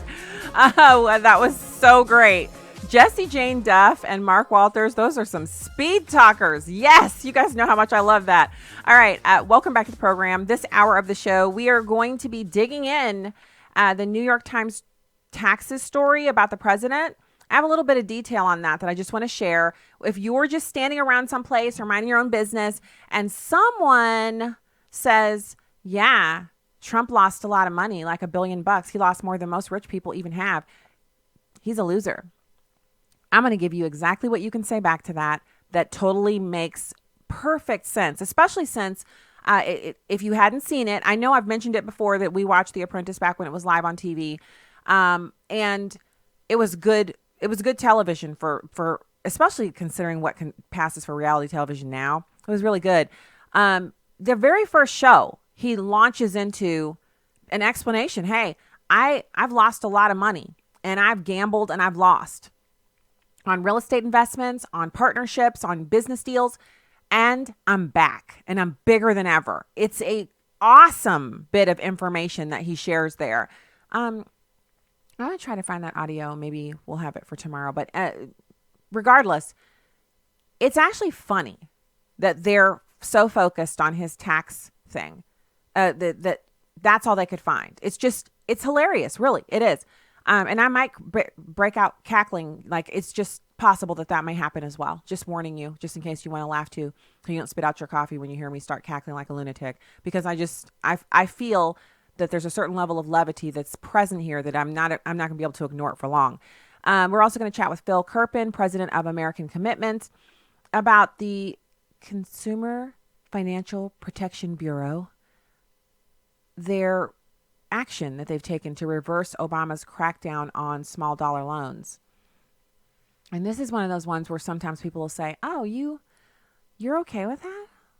And I'm like, yeah, I'm fine with it. So we'll get into that. And then the post-Mueller landscape. It's here. That's what we're walking around in right now, by the way. Mueller's done, and they can subpoena him. They have. He can testify. He will. Nothing's going to come of it. Next. Thanks and next. It's not going to be anything. And then the United States, we've been out there with our little Billy Bad shoes on, or in this case, Billy Bad boats, whatever. We've been out there and we've seized a North Korean ship that was bringing coal to North Korea because we've still got sanctions on North Korea. And, under previous presidents, many countries were able to flout the sanctions by simply shipping coal in different routes. And President Trump is not having it. He's not here for it. He's not present to receive the news that his sanctions are being flouted. And so we seized one of their ships. I thought it was pretty newsworthy, actually. I know we won't see anything about it on CNN or MSNBC, but that's okay. That's why we're here. We're here to bring you the news they won't. So first off, let's talk about this tax story and what makes it so funny. So I have here on my desk, I told you guys we were like redoing this room. Not really redoing it, but just reorganizing it into something that works. So you see, if you're watching the live stream, you can see a different backdrop again today. So I'm looking for this story here. Oh, and I have an op-ed that's up over the Kansas City Star. You can find it on Twitter as well. The Kansas City Star, and the piece is called Missourians Would Lose Under Josh Hawley's Well-Intentioned Drug Pricing Bill. It's got a big old picture of my head up there. That's nice, I guess. So that piece is fresh up at the Kansas City Star, and you can check it out. It's a pretty good op-ed. I'm not against Josh Hawley in any way, shape, or form, but I think there are some differences in the way he's planning on attacking this problem than what I just in my research, and it's an opinion piece, so I get to have my opinion no matter what people think. So it's up over there for you to read at the Kansas City Star. I think it's kansascitystar.com, but you can find the link in my Twitter feed, and I also put it up on Facebook. So let's talk about this Trump tax thing. And these are the details. And it's funny because, you know, the New York Times people had to have been really thinking to themselves, you know what? As soon as people get in their minds that fixed asset depreciation schedules and the assets, you know, being depreciated legally using a straight line or diminishing balance, then we can talk about the whole value equity pickup or minority interest accounting before digging into Section 1031 like-kind asset exchanges, partnerships, limited or writ large, carried interest loopholes, pass-throughs, net capital losses and gains, 7-year income averaging, and the difference between long-term and short-term capital gains. Now, if you just heard me read that off and you're thinking, what language does he speak? That's tax talk. Now, some of you probably instantly dozed off to sleep and you're just now waking up going, whoa, what did I miss? It's okay. I feel the same way. I never use these terms unless we're actually sitting in the office with our CPA. And since we no longer have a business of this nature, we don't have conversations like this anymore with her. But the New York Times actually thought they could lure you in, listener, that Americans across the country, Americans who are currently at Walmart or maybe they're at their Schnucks or their Kroger or their Deerbergs or their, you know, their Wegmans or Save-A-Lot, Shop and Save, the Aldi, wherever you buy your groceries, you're coming in or you're coming out, and then you're just dying to hear somebody talk taxes to you, or you're dying to put all your stuff down and not sit down and have a cup of hot tea or hot coffee or hot cocoa and put your feet up after the day. No, you want to dig into a New York Times piece where they explain all of these terms to you. Straight line, diminishing balance, you know, minority interest accounting. You're just, that's what you want to do. And we all know that's not true, right? We all know you are not interested in it, nor am I. I not only do not care about these terms as they pertain to us because they're not applicable. I don't care how they were used by President Trump. And the reason why is because back when this all happened, when this was appropriate, when the time frame they're looking at, he was a civilian. He was a regular Joe, just like you and me. Rich, sure, but he was a businessman. Like so many other businessmen we know in our communities who employ our friends and neighbors, sometimes our own teenagers, and they make a part of the economy that we're all swimming in. But let's go a little further here, because that's not the total story here. The New York Times actually gathered a team of actuaries, legal accountants, tax historians, advisors, and financial consultants to review the tax returns that were leaked to them. Now, the first thing they should have done was when they sat down at the table, because, you know, you can't stop people from doing what they're going to do. So they were going to do this, but they're sitting there, and it seems to me like they would have said to themselves, first we have to operate from the assumption that he hasn't done anything wrong.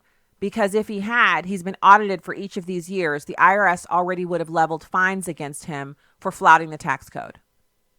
Am I right? Yeah, I'm right. The IRS already audited these same years that were leaked to them. So they already went over it with a fine-tooth comb. And if the IRS couldn't find anything, you know these people ain't going to find anything. You know they're not going to find anything. So what makes it so funny is that they think that by going on this little snipe hunt, they could get Americans to stop what they're doing, stop pumping gas, stop checking out library books, stop reading to your kid, whatever you're doing right now, stop petting your dog or running outside with your pets, stop gardening, stop what you're doing, stop working on your car, whatever you think you're doing right now, stop it. And say to yourself, well, I was certainly going to support President Trump, except I saw his depreciated amortization schedule for 1989, and I just, after looking at that thing, I mean, the IRS looked at it too. I can't vote for him. Now, y'all know that is not how Americans make their decisions about who they're going to vote for. But this is all they've got. And that's what makes it so funny. Now, I'm saving my laughter for later. I'm actually doing that on purpose because I haven't done much laughing today, and I'm not going to do it on the air. I'm going to wait until later, and I'm going to share this with my husband and the kids. And then when they start laughing, that's when I'm going to get my laughing in on this story. But I want to tell you about it, and I can't remember if I threw this up over at the Facebook page for you to kind of click the link and go through. But I will. And I want you to be able to laugh too, because this is the funniest it's going to get with these people and the snipe hunts that they're on. And snipe hunt is absolutely appropriate because snipes aren't real. And a snipe hunt is a hunt for nothing, a hunt for an imaginary thing, which is the guilt of Donald Trump at something. So, and you know what's funny? And this just occurs to me, but you know how sometimes we'll have something negative happen to us? In Donald Trump's case, it's this continual audits. He says he's audited every single year, and it's really annoying, and he hates it. Well, if you think about it, way back when, because, God always knows what's going to happen. God knew Donald Trump was going to be the president back when he would talk a little bit of smack about possibly running for president, but he didn't really mean it. God was like, oh, yeah, you actually going to run. You're actually going to be the president. God knew. But Trump didn't. So think about it. His tax accountants, he might have had people around him. Clearly, he has had people around him who are not completely 100% honest. And they might have suggested that he take this loophole and expand it and cover, a little bit more of your assets, or do this or do that. But by being audited every single year, it actually forced Donald Trump to be squeaky clean. Now, I know about the extramarital stuff. I'm not saying he's a perfect man. This is not an endorsement of him being, above all things and all that other stuff like y'all said about Obama. No, that's not me. But it did force him in his business dealings to be squeaky clean because he was audited year after year after year. And the auditing process, everybody talks about like it's torture, and it's not fun. But one of the things that happens is if they find that their numbers differ from yours, they shoot you over a bill, and they'll say, we think you owe us, for example, $3,380. And that is what that's what our accountants show. So we will give you, some small amount of time, 2 weeks, 30 days, whatever. And you have to look with your people, and you have to prove that that's not what you owe. And if not, you need to accompany, return address, envelope is in with the bill. Just send it back over with a check for the amount that they say you owe, or you'll begin to incur penalties. So why am I explaining that? Because there have to have been times when, they had to get together and come up with, no, we think it's this, we think it's that. So going back and forth. So this has been like another full-time job for him that he's had to pay a lot of people over the years, tens of thousands of dollars, maybe hundreds of thousands of dollars in fees to tax attorneys, tax accountants to help him, usher him through the audit process. But in doing so, God prepared him in a way. It was like a trial by fire that he was able to kind of strengthen himself up for and endure year after year after year, and now come to expect it. He actually expects the IRS to audit him, so he governs himself accordingly, which prepared him for this moment. Maybe if he hadn't been audited all those times, there might have been something for the people to find here, the New York Times. Maybe he might not have had, such strict dealings that would have prevented him from being, called a colluder or an obstructor or whatever else that, they've said everything under the sun he's guilty of. So I'm certainly not happy that he's had to endure that. I certainly would not want to be the one who's over here justifying what the IRS has done. I don't think it's fair to take one citizen and just ride them off into the sunset like a mule. But God is working this out for his good. Because one thing we do know is that whatever is in there, the New York Times, the Council on Foreign Relations, the Chamber of Commerce, the Democrats, the DNC, there's not anybody out there who can find something he's guilty of with his taxes, because if it was anything there, the IRS already would have forwarded it to the DOJ for prosecution. So yet again, exonerated. Wow. Unbelievable. All right, when we get back, we're going to have Phil Kerpen, president of American Commitment. Don't touch that dial.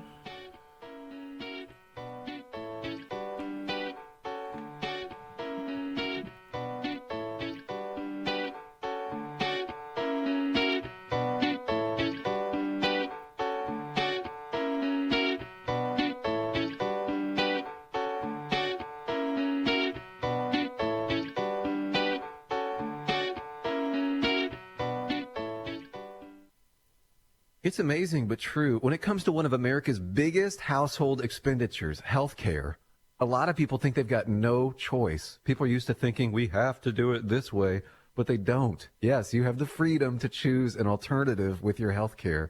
It's MediShare, and it costs way less than the alternatives. The typical family saves $500 a month, not a year, a month. And if you're single, this can save you a lot too. And let's face it, a big reason MediShare is 400,000 people strong, it just works. They've shared over $3 billion in medical bills, so they can help share your needs too. Joining MediShare for so many people is one of those things that makes you say, why didn't I do this before? So yes, the time has come for something better. Look into joining MediShare and see why so many people are opting out of the old way and into the new. Why not look into this? Just call 855-PSALM-23. That's 855-PSALM-23. 855-PSALM-23. Hi, I'm Crawford Loritz with a legacy moment. I had a 13-year-old boy tell me, every time I've trusted my dad to come through, he's always let me down. He promised he would come to my football games. I looked for him, and he never showed up. He promised to pay for my trip to Disney World. I never saw the money. He promises to hang out with me, but most of the time he cancels and says something has come up. When this kid told me this, my heart was broken. I thought to myself, who can this kid trust? A lot of that in which we place our confidence is not very trustworthy. Let's face it. In fact, apart from God, nothing in this life is ultimately a sure thing. People let you down. I've let folks down. It's called being human, having crowded schedules, sometimes making wrong decisions and choices, and yes, even sometimes our own sin. So we're not perfect and we're not ultimately trustworthy, but there is one who is totally trustworthy. Listen to these words in Psalm chapter 40, verse 4. How blessed is the man who has made the Lord his trust, and has not turned to the proud, nor to those who lapse into falsehood. Listen to that opening line again. How blessed is the man who has made the Lord his trust. Notice the word trust is singular. God has become ultimately that which he has put his total confidence in. This does not mean we can't, in a relative way, trust other people, but ultimately speaking, God is the only one who will never let us down. He's the only one who comes through time and time again. Well, here's what I want you to remember today. God never lets his people down. There's no failure in him. When all else and everybody else has failed you, you can trust God. More information about the ministry of Crawford Loritz can be found online at livingalegacy.org. Welcome back to Stacy on the Right on American Family Radio and Urban Family Talk. Hey, welcome back to the program. Thanks for being here with us today. Find out more at stacyontheright.com, at stacyontheright on Twitter and Instagram. And it's my pleasure to welcome our next guest to the program. It's Phil Kerpen. He's the president of American Commitment. Phil, thank you for joining in. Hey, Stacy, great to be with you. Hey, it's great to talk to you. I'm over here looking for a good reason to. I'm with you. I've always whenever I read your pieces, I'm like, yeah, exactly what he said. So this is no different. But it's weird for me to be agreeing with something that the Consumer Finance Protection Bureau is doing.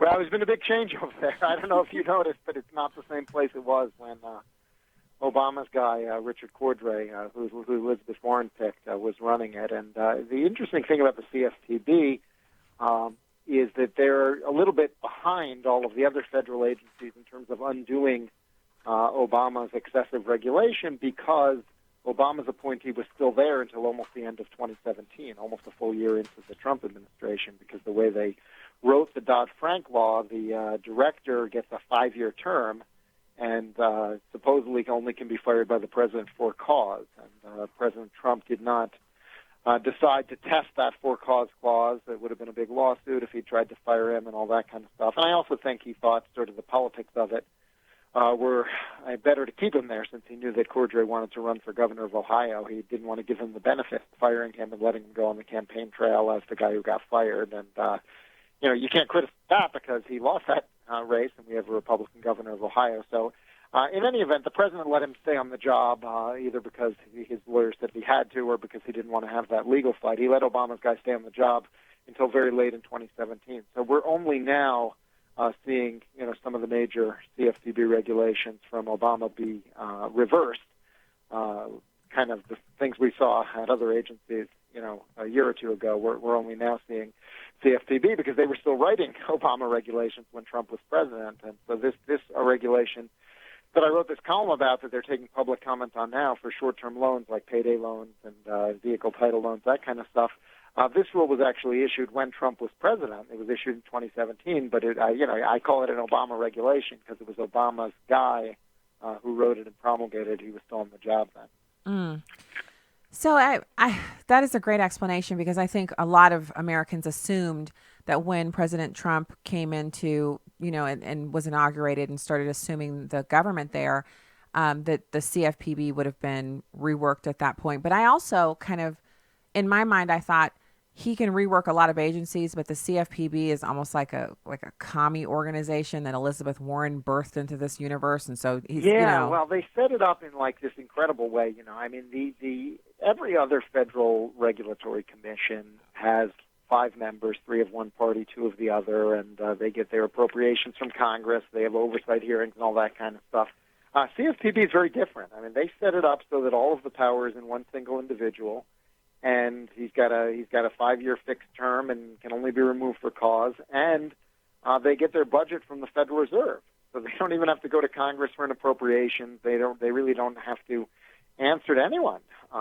There's that one point of accountability. Basically, every 5 years we have a new director. But other than that, it's an extremely unaccountable agency in the way it was set up, and that was done deliberately.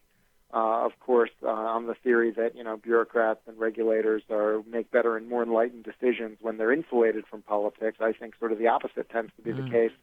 But in any event, we now have a very conservative director, a woman named Kathleen Kraninger, who was appointed by President Trump, and we'll see. It'll be very interesting to see if President Trump is not reelected. It'll be very interesting to see if the next Democratic president does try to fire her and test the legality of that for-cause clause or not. But in any event, for now, we have someone who's sort of going about now the hard work of reversing some of the excessive regulations, reconsidering them, trying to open things up and give people more choices and in financial products and so forth. So speaking of the more choice angle, in your article, you talk about the small dollar loan industry, and some Americans are intimately, familiar with it, and others are kind of like, oh, small dollar loans, like what is that even? Because they only borrow from their bank, or they only use credit cards. What exactly is this? Well, first of all, I would say that all of your audience should care about this, whether they're someone who's been in a desperate situation and had to turn to a payday loan or a title loan or something like that, or somebody who's relatively more comfortable, has access to bank credit cards, and never would have to use these products. You should care about it either way.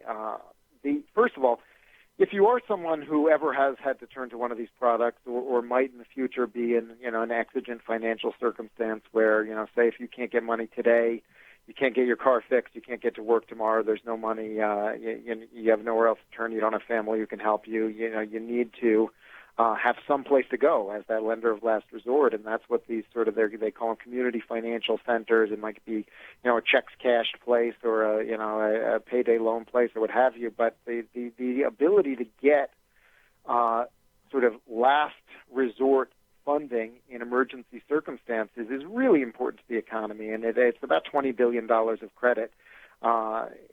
Presently, the size of it on an annual basis. It's really important to the economy because people who are in these circumstances, they don't have a next place to turn if you shut them down. If you shut down that payday lender, the person who is in that exigent circumstance has only worse options.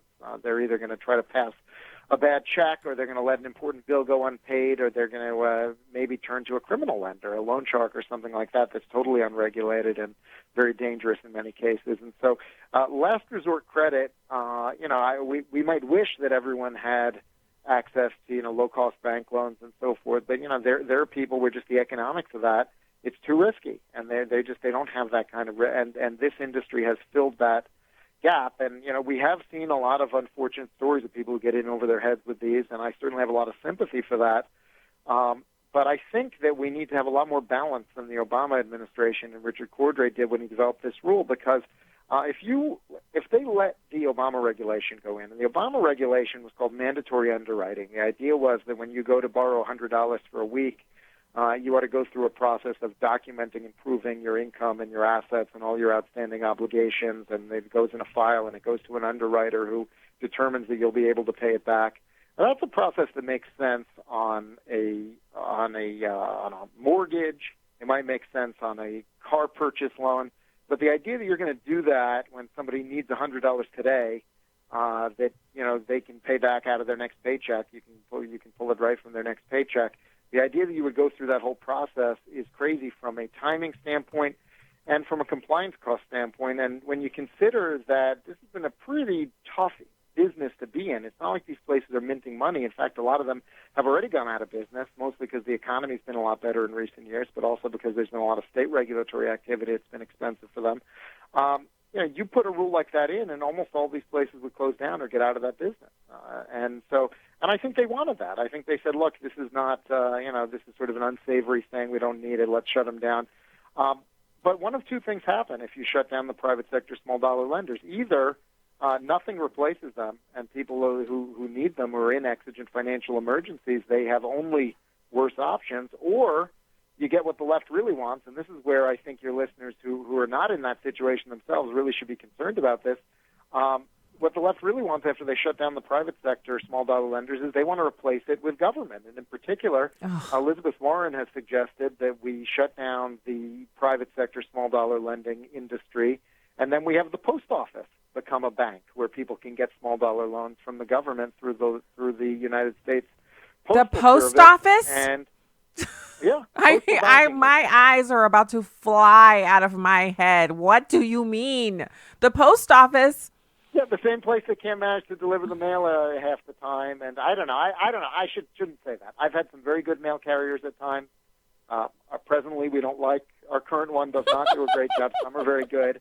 I'm not trying to paint with a broad brush, but it's hardly the model of a well-functioning organization that we ought to trust with managing financial services. And in particular, I'm pretty sure that as much as we get told over and over that the post office is financially independent, if they started doing banking services, especially loans to relatively high-risk individuals, I think they would rack up very large losses, and taxpayers would be forced to bail them out at some point. Our So, stamps would be $100 a piece. Liberal vision. Yeah. You know what, Phil? Our stamps would be $100 each, and we would have to get underwriting in order to buy a stamp. That's what this would amount to. I mean, when you said that you didn't currently like your mail carrier, but you have in the past had, we're in the same situation. I don't actually know our current mail carrier because of where our post or where the mailbox is located. I don't see them anymore, where I used to actually interact with our postal service person because our mailbox was so much closer to our house. But that being said, there's some people who work at our post office, the one where my zip code mails stuff out of and receives mail. It's near enough to me that I can go there and mail a package, like Mother's Day gift to my mom. I was just there. And I think out of all the people who work there, all of them, like when they see me, they say, oh, hello. They don't call me by name, but they kind of recognize me and they help me out. But that's not always the case. Like some post offices I go to, especially when, every, 8 years or so, you have to go get your passport renewed. I've never been to a post office to get my passport renewed where I thought, wow, what a wonderful experience. The passport renewal people at the post office seem to have some kind of, they're angry. I don't know if they're angry because they think you're leaving the country and they can't, whatever it is. But they're also kind of incompetent. And this is at doing this. I know it's not an easy thing, the passport thing, because it's a lot of regulations. It's a very important document. But I'm just saying they don't have the kind of expertise that is required to do banking transactions. And I thought there was licensure involved in doing lending. Like I thought if you were a lender, you had to be licensed. You can't just, I can't just open up a lender here at home because I can make a website, Correct. right? I mean, help me out That's here. correct. There's every state has pretty extensive regulation of these companies, and there's existing federal regulation as well. And the proposal here from the Trump CFPB, by the way, it does keep some elements of the regulations. It's not a total repeal, but it repeals the the most aggressive aspect of what Cordray did, which is that mandatory underwriting rule, which is really critical because that rule would shut down 80 or 90% of small dollar lenders. So it's upsetting to me. And I'm not one of those people who feels like the government can't do anything. You know, I'm a limited government person, but I think there are some things that the government, you know, is rightly in charge of. But banking and lending is not one of them. And the thing that I point to, like the thing that is glaring in my mind right now while we're talking, besides the ineptitude of the post office, is didn't Obama give over all of the student loans to the government? And now every day I see a news story about how American taxpayers are paying this many billions of dollars in the student loan industry. Student loans have grown out of proportion to, you know, the personal household income or expenditures, blah, blah, blah. In other words, it's problems. Every Democratic candidate for president has some plan to just, you know, write off the student loan. So the government took over all the student lending, and now they just basically want taxpayers to eat the cost. So I think you could see something similar happen with this postal banking proposal, where they could make a whole bunch of loans and then just say, hey, taxpayers will pay for them instead of the people who borrowed the money. Nope. And I'm not here for that. We have already done our fair share of bailing out and fixing and kind of coming in. So this is just another reason why, Phil, if you're thinking, even toying with the idea of voting for one of these Democrats or whichever one is their actual nominee, none of them have any good ideas on fixing problems that we're having right now. Well, I mean, I think all of their supposed fixes are just massive government programs that I have very little confidence would work for their intended purposes. But whether they work for their intended purposes or not, I'm absolutely certain would be extraordinarily expensive. And so I think the Democrat agenda is very consistent in one thing. They want a much bigger government with a higher level of spending and a higher level of taxes. And I don't think that the American people want that, but this could be a very interesting presidential election because there are a lot of personal attributes of our current president, to sort of put it mildly, that a lot of people dislike. And so his numbers are sort of capped in a way that would not otherwise be the case in a strong economy like that. Yeah, in other words, if he were a sweater vest wearer like Mitt Romney, people would love him, but then he wouldn't have been as successful. The economy would not be booming. We would not be making inroads in some areas where we are. So it's like a trade-off. So do you take, you know, the, what have they been calling him? Not a vagabond. He's a Visigoth. Is that what they've been calling him? There's some term. Maybe. They've been calling him that. Barbarians who sacked Rome, right? Yeah. So they've been calling him like a Visigoth, right? Which in I would not want to be sitting around at dinner or at lunch or even in the same room with a Visigoth. But I would want a Visigoth to be at my disposal to go, you know, I point and they go take whatever it is, because a Visigoth is going to win. It's a fierce fighter. So it's kind of like a catch-22 where you want him to go out and win and do stuff. You want the strong economy, but you kind of don't want, you know, his demeanor.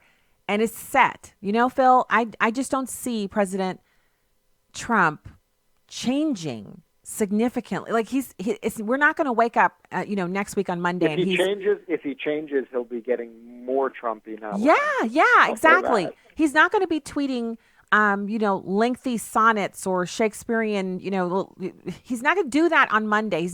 We can't expect that. So you kind of have to take the good with the bad and be glad for what we're able to get, which is, I think he's doing a pretty good job. And now that the CFPB is actually doing some stuff that will help Americans, that's good too.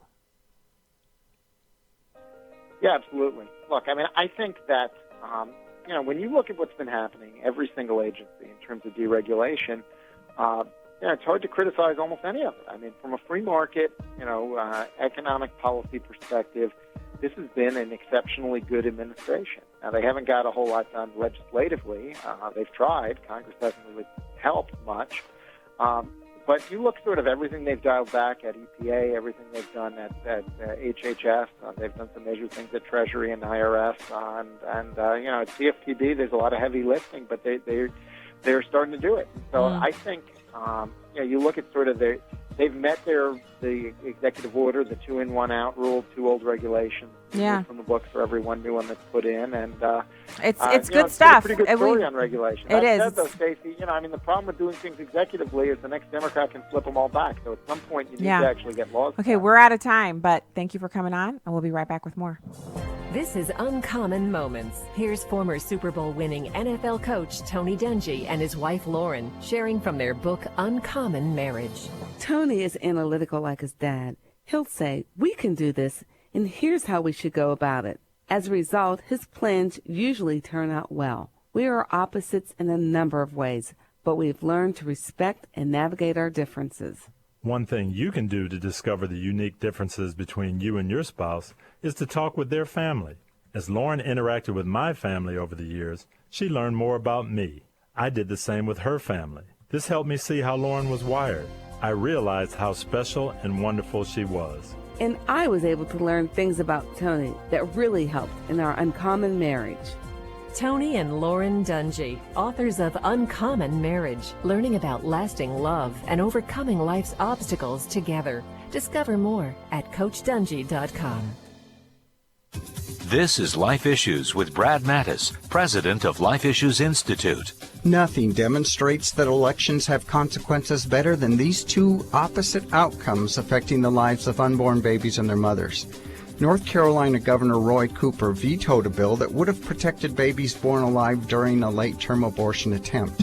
However, South Carolina Governor Henry McMaster pledged to sign a bill ending abortions when a baby's heartbeat can be detected. Two elections with very different outcomes. One advocating an extreme pro-abortion position and the other protecting most of the state's unborn babies. You and I both have a privilege and obligation to vote pro-life in every election. Vote like life depends upon it, because it does. For more information, visit our website at lifeissues.org and stay informed, more informed than you've ever been. Military Matters. It was just 8 years ago that I was paralyzed, and they told me I was completely paralyzed, never walk again. U.S. Army veteran Dan Rose stands with pride with the help of a new exoskeleton. He never thought he'd stand, let alone walk on his own 2 feet again. As a combat engineer deployed to southern Afghanistan, he and his crew ran over an IED, which severed his spine. And the first time I stood up, I forgot what it was like to, be 5'7", which isn't that tall, but I felt like, the tallest man in the world because I got so used to the perspective of sitting in a wheelchair. Nonprofit Soldier Strong donated the exoskeleton to the Phoenix VA hospital. Rose believes the technology will one day give paralyzed patients the option of going bionic. Being able to stand up like this is just the greatest feeling in the world. Nicole Garcia, Fox 10 News. You can download episodes of Stacy on the Right from the podcast page on AFR.net or UrbanFamilyTalk.com. Now, back to the show on American Family Radio and Urban Family Talk. Hey, welcome back. That was a great interview. I am always super enthused to hear good things, but I think that there's something, I wish that there was a way that legislatively Congress could make a change to the CFPB to make it more accountable, not just to the president and the executive branch, but to Americans. And its current setup means that we can enjoy it doing good things under President Trump, but then a future Democratic president can order the CFPB or can, through his agenda, make the CFPB an arm of a very despotic form of government that is not anything akin to what the founders wanted us to do. So, the good and the bad is the two sides of the single coin when an agency is set up the way that one was. And as a side note, if you think the setup of the CFPB was accidental, you've never met Liz Warren. And I don't mean met. I mean, meet her ideas, understand where she comes from. She believes the government should be able to do whatever it wants to do and tell you anything it wants to do, and that you shouldn't have a recourse against it because government knows best, because she's the government. See how that works? Pretty awful. So I'm going to quickly cover this story, the U.S. seizing this North Korean ship for violating sanctions. And this is the last segment of today's show. So if you want to call in, you're welcome. 866-963-2037. 866-963-2037.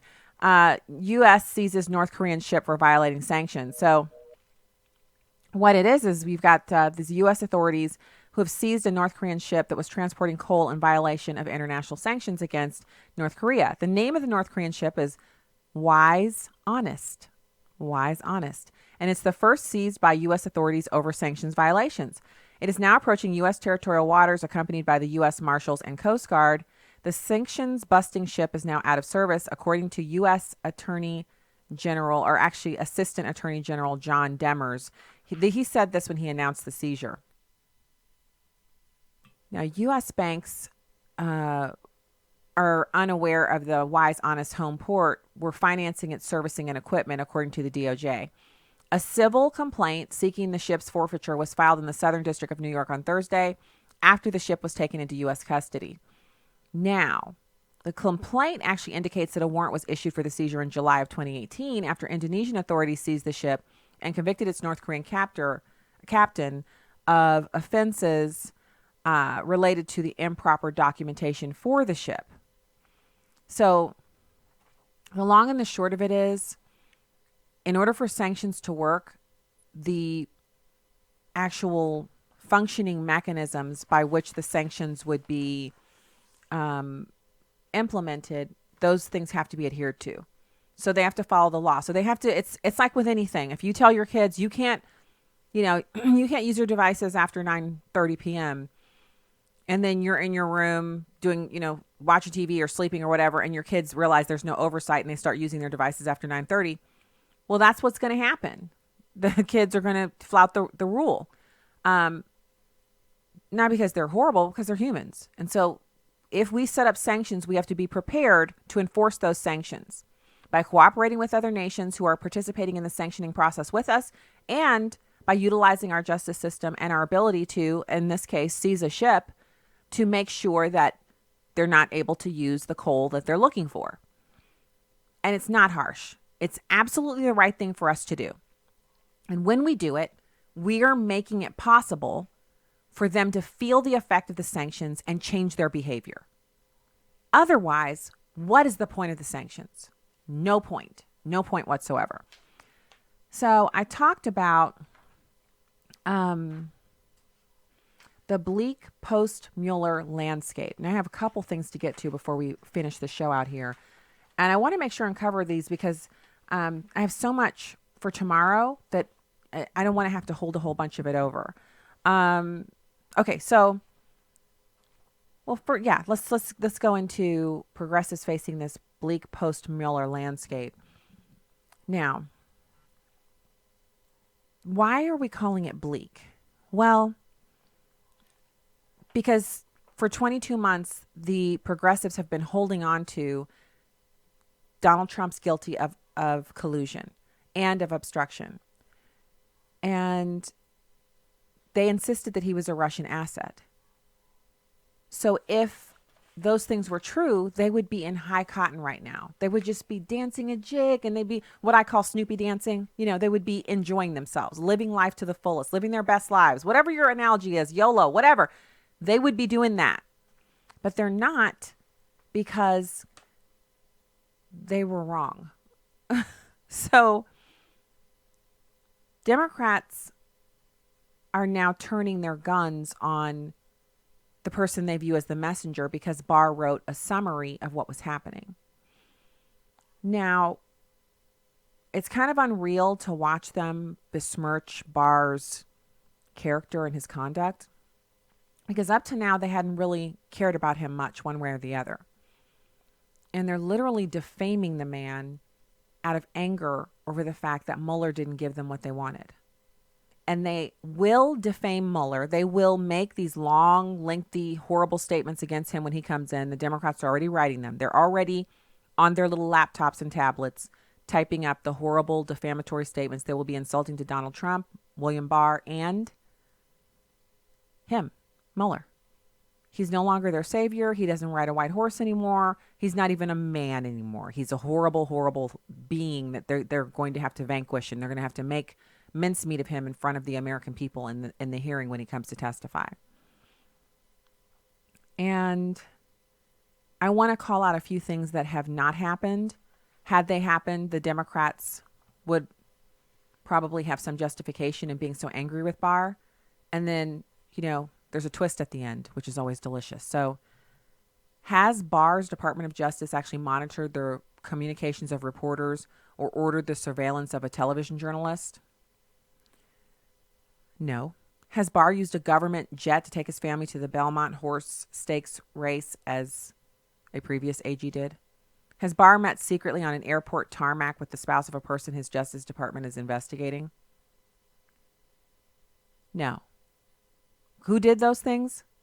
Attorney General Eric Holder.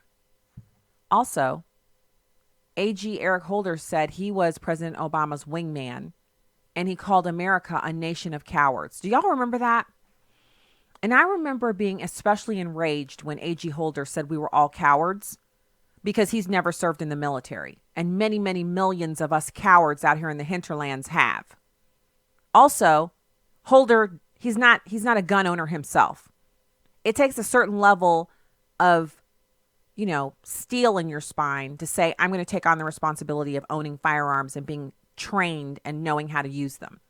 And also, Eric Holder's wife owns an abortion clinic. So he's got the courage to support his wife in snuffing out the lives of the unborn, but he has he doesn't have any room for the rest of us out here. We're just too lowly and dirty and, Bible-y, and we're just too awful for him to contemplate. A nation of cowards, he says. And he was talking about race, but he was wrong. We are not a nation of cowards. We're a nation of victors, because when the going got tough, we went to war with each other over the issue of owning people. And then good prevailed. We had Jim Crow. We had a lot of problems afterwards, as most people do when they have to completely change their ideology and their viewpoint on something that they've been living one way, then now they have to live it another way. And it was horrible. And we made it through. And now here we are in the land of plenty, having had our first black president, and having survived it because he was a Marxist and a terrible, terrible executive. And here we are, and we had to put up with Eric Holder saying those things about us. And now the same people who didn't bat an eyelash, they didn't part their lips in disgust or despair or to defend America writ large, America, a nation of cowards, not in your worst nightmare, Eric Holder, because if that were true, you'd be somewhere working for an Arab, enslaved.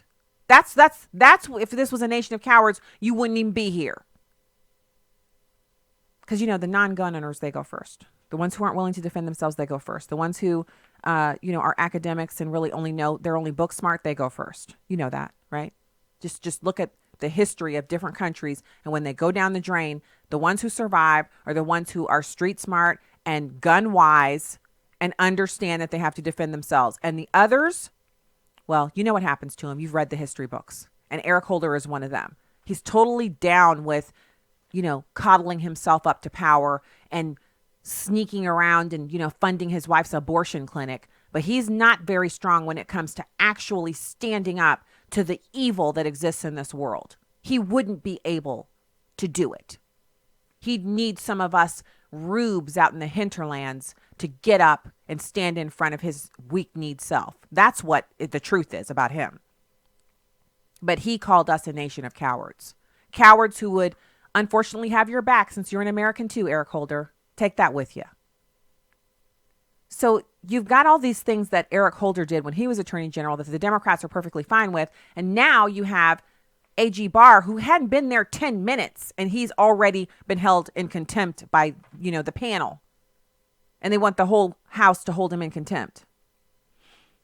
Now remember, the airport tarmac meeting, the government jet to take a private vacation, the surveillance of a television journalist, the monitoring of the communications of reporters. Those are all potential felonies, and the Democrats were silent. But now AG Barr is simply saying the law prevents me from producing the unredacted Mueller report to the entirety of Congress or the American people. law passed by Congress and signed in by a president long ago prevents me from doing that. So what they're saying is break the law or we'll hold you in contempt. And one other point, just in case you're like thinking, okay, I got to tick off a couple points.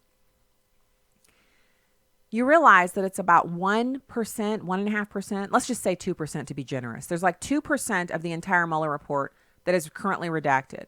And that 2% has to do with grand jury evidence, communications, and individuals who are protected under the current law. The rest of the report, so basically 98% of the report, is available in a SCIF, a secure, it's basically a place where you can't take a cell phone in. But if you have the right security clearance, you can go into this SCIF and you can read the Mueller report there. It is available on Capitol Hill for any sitting congressperson or senator can go in and read it.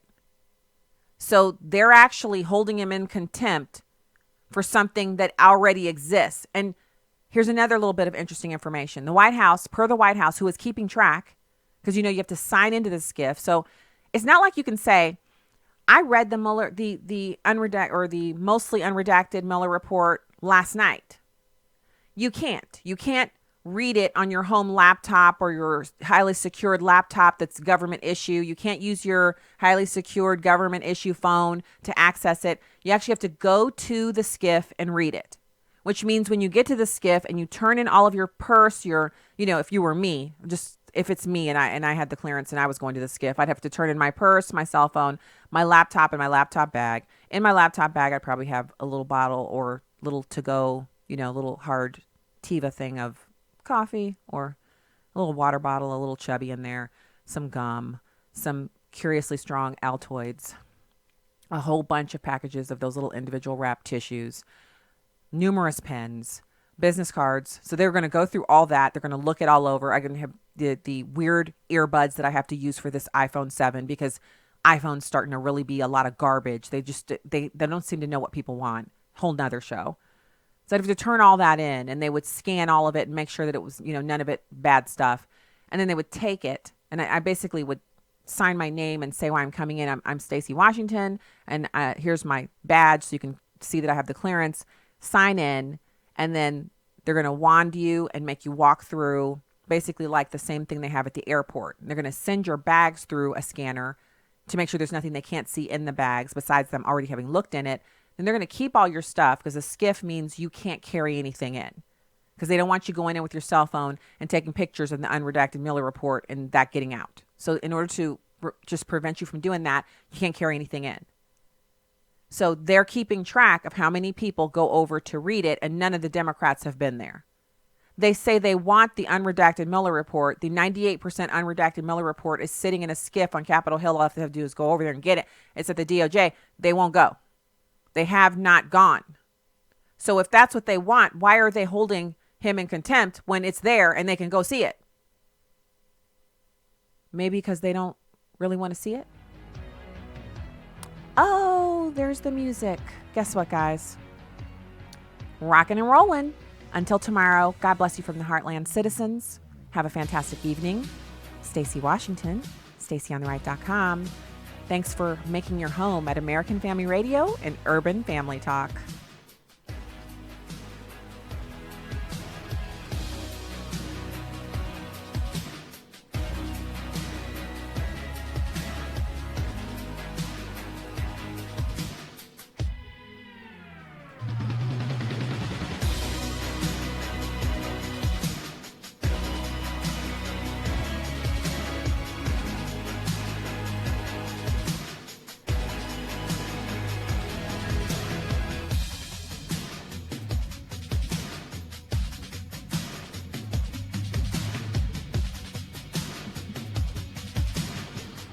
The views and opinions expressed in this